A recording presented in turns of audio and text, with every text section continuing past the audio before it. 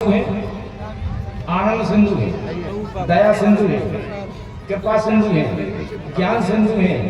मतलब सिंधु जितना है वो सब भगवान है, परमात्मा ही सब है।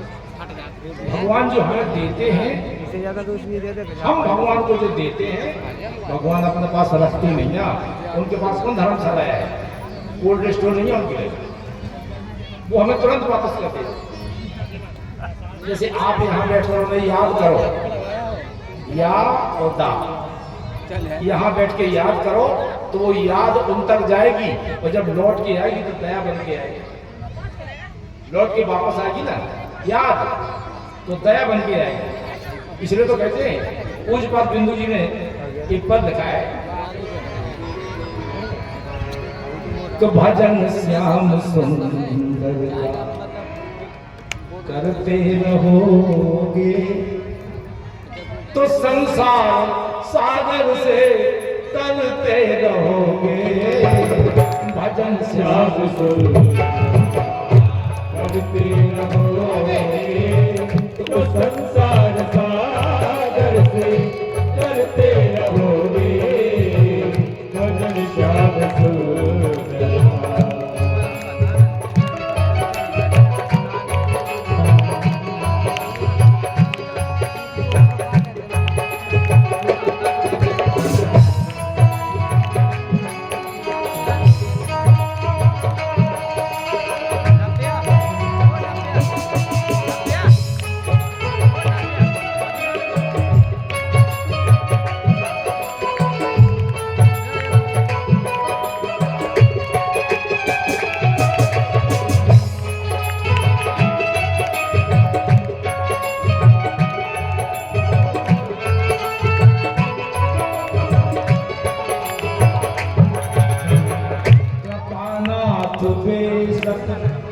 मिलेंगे किसी दिन अवश्य मिलेंगे, जो सत्संग पथ से गुजरते रहोगे।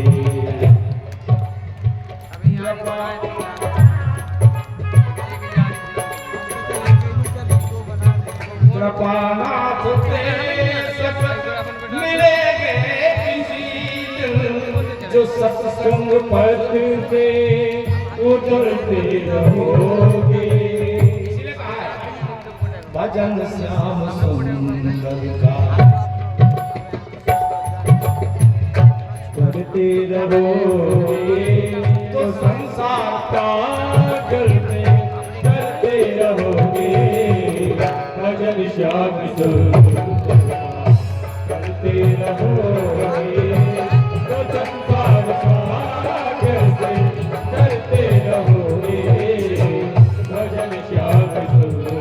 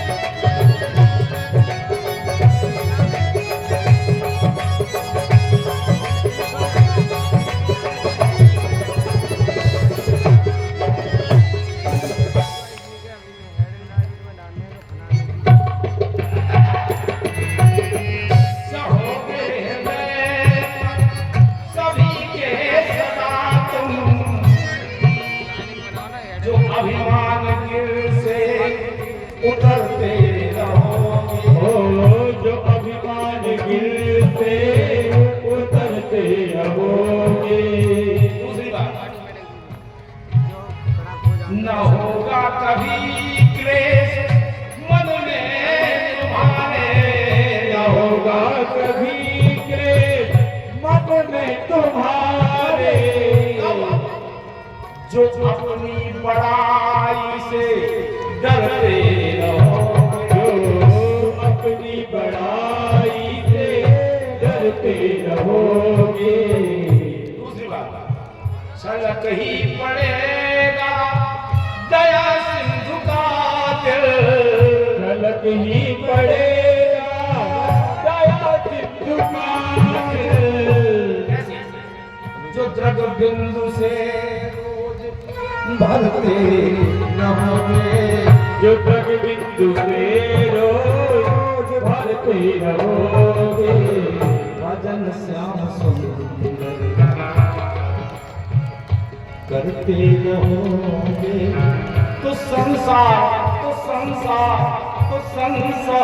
सागर से करते रहोगे।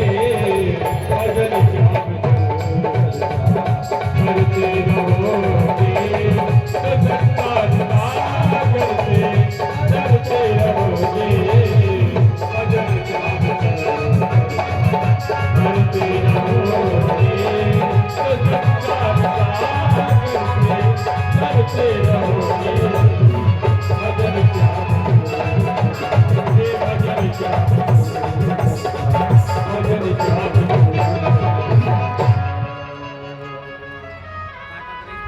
राम जी ने कहा लो केवट उतरा,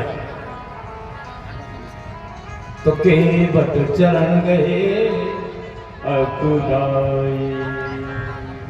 चरणों से लपट, महाराज अब मुझे कुछ नहीं चाहिए, नाथ आज मैं काहे न पावा, मिटे दोष दुखदारिद्र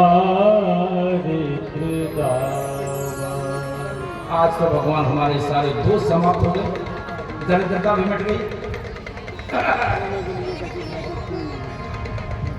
अब कछु नाथ न चाहिए मोरे, दीन दयाल अनुग्रह तोरे।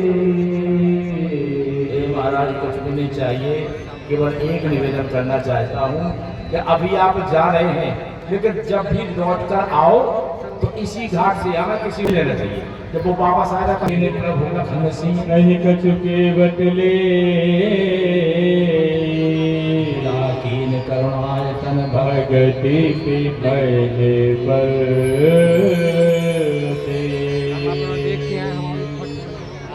आज सरकार ने विमल भक्ति भेंट कर, विमल भक्ति प्रदान कर दी। तो ये बात सत्य है, जिस घर में भक्ति प्रवेश कर जाएगी, किसी का भी घर हो, किसी का भी घर हो, जो राम को जपता है वो राम का है। जिस घर में भक्ति प्रवेश कर जाएगी, भक्ति भगवान की ऐसी प्रियतमा है कि भगवान नेत्र बंद करके उस घर में प्रवेश कर जाएंगे, जिस घर में भक्ति होगी। फिर दीवार मोह जो देवा सो प्रसाद सिर नर देवा। वापस लौटने की व्यवस्था केवट ने बनाई और मैया जानकी जी ने भी बनाई कि यहीं से वापस आए।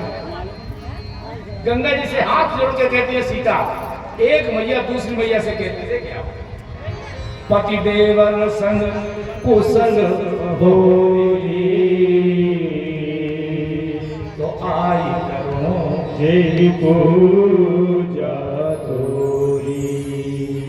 देख लिया मैया, हम अपने पति और देवर के साथ कुशलता से लौटकर 14 वर्ष का वनवास पूर्ण करके कुशल पूर्वक आ जाए, तो इसी घाट पर हम आपकी पूजा करेंगे। बोले राघव सरकार की जय हो। ये है राम का चरित्र, ऐसा चरित्र। अब वहां से राघव आगे चले तो पहुंचे कहा तीर्थराज प्रयाग। तीर्थराज प्रयाग का दर्शन किया, वहीं भरद्वाज जी से भेंट हुई, भरद्वाज जी के यहाँ विश्राम किया और भरद्वाज जी से पूछा राम जी ने, महाराज मुझे आगे जाने का रास्ता बताइए। तो भरद्वाज जी ने अपने शिष्यों को साथ में किया, आगे बढ़ाया। देखत मन सबसे विश्वहाई वाल्मीकि आश्रम प्रभु आए। वहां से वाल्मीकि जी के आश्रम पर आए तो वाल्मीकि से राघव सरकार ने स्थान पूछा रहने के लिए।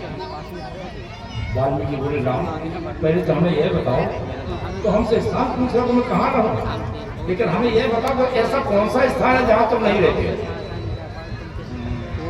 पूछे मोहि किरण कहाँ मैं पूछत तक जाना हो कहले कहे तो वही दिखा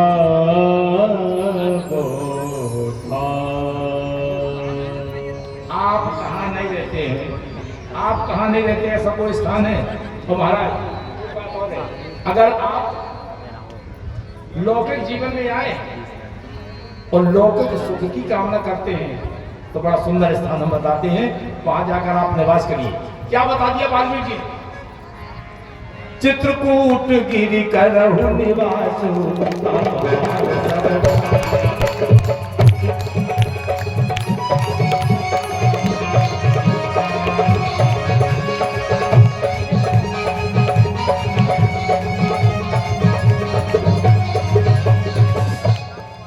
शैल सुहावन कानन चारु करके हरिहरन के संग।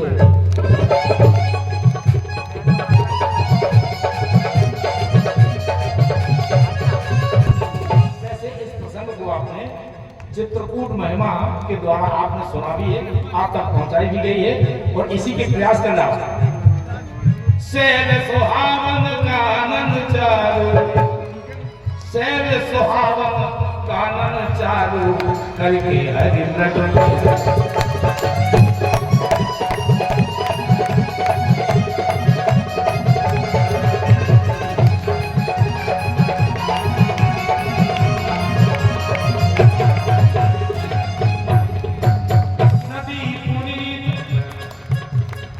नदी पुनीत पुराण बखानी, नदी पुनीत पुराण बखानी अत्रि प्रिय निज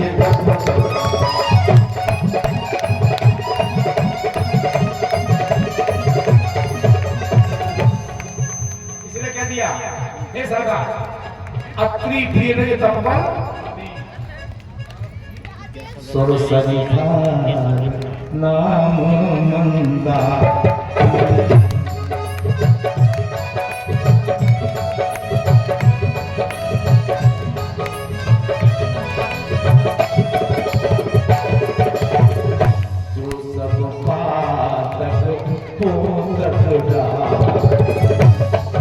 स्वामी तुलसीदास जी को भगवान राम का प्रत्यक्ष रूप में दर्शन हुआ है। गोस्वामी जी काशी में रहे, प्रत्यक्ष रूप में दर्शन नहीं हुआ। अयोध्या में रहे, दर्शन नहीं हुआ। अगर दर्शन राम का प्रत्यक्ष रूप का हुआ है तो चित्रकूट की पावन पवित्र भूमि में जो बुंदेलखंड की भूमि है, इस बुंदेलखंड में ही राम का दर्शन हुआ है। तो बुंदेलखंड जय हो इसी में हुआ है। क्यों? एक रोज का है किस्सा दरिया के किनारे,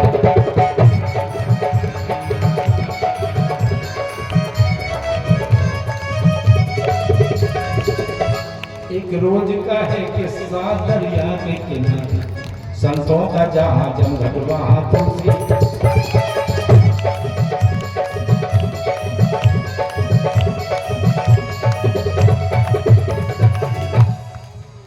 संतों से कहा, तुलसीदास ने संतों से कहा आज यहाँ राम आएंगे, संतों से कहा आज यहाँ राम आएंगे, चंदन को घिसके हम उनके मारे।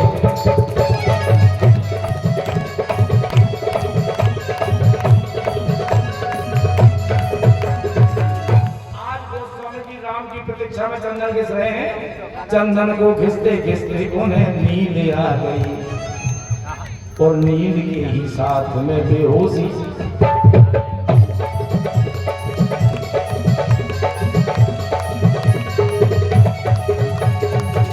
इतने में देखा कि राम जी आए और चंदन लगाया तो जल्दी। उस समय हनुमान जी ने सोचा कि अगर आज गोस्वामी जी को दर्शन नहीं हुए तो फिर दर्शन नहीं कर पाए। तो उसी समय हनुमान जी ने तोते का रूप धारण किया और पीपल के वृक्ष पर बैठ करके दिया चित्रकूट के घाट में भरी संतन की भीड़ तो तुलसीदास चंदन के तिलक करें रघुवीर। बड़ा प्रचलित हुआ है, आप सब जानते हैं। जब हनुमान जी ने इशारा कर दिया, गोस्वामी जी आगे बढ़े।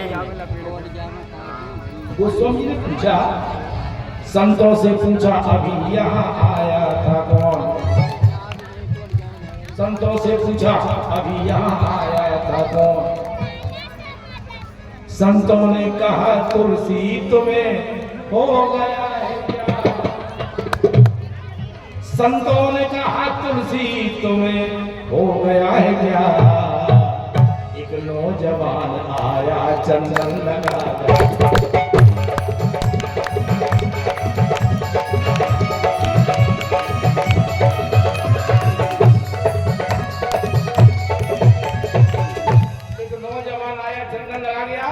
तुम क्या कर रहे हो?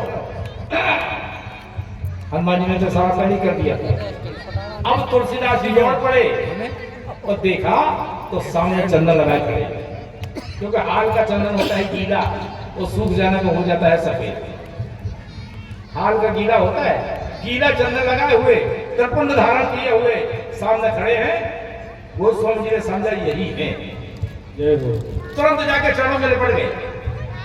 वो एक ही बात कहती है, जरा देर ठहरो राम, जरा देर ठहरो राम, तमन्ना यही अभी हमने जीवन में देखा नहीं है, देखा नहीं है, अभी हमने जीवन में देखा नहीं है।